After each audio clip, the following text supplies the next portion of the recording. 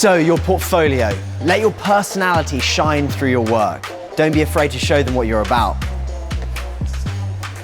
Presentation is everything. It might be the work of a genius, but deliver it in a carrier bag, it's only going one way. Label it.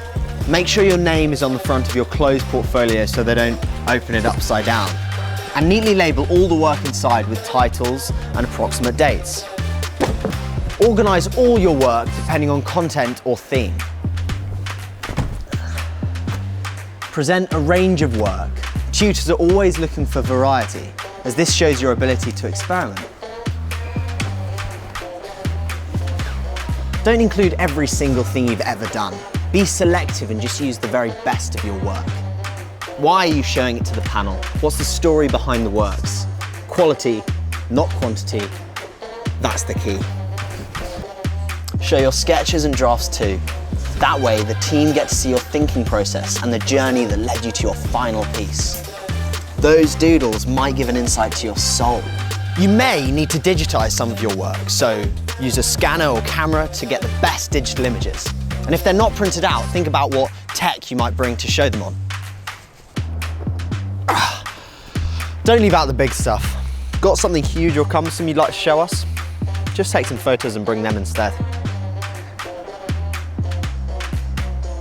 Yeah. Nah, it works. Cheers, mate. And don't be scared to take a risk. Creative thinking is what your interviewers are looking for.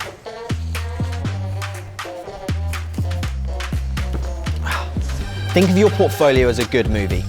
You've got to start strong to hook their interest and end on a high so the panel doesn't forget you. Don't just let it fizzle out. Whoa! Crikey! Good heavens. Practice, practice, practice presenting your portfolio. You'll feel a lot more comfortable if you feel familiar with what you're going to say. This is your life's work here. Be proud and enjoy showing it.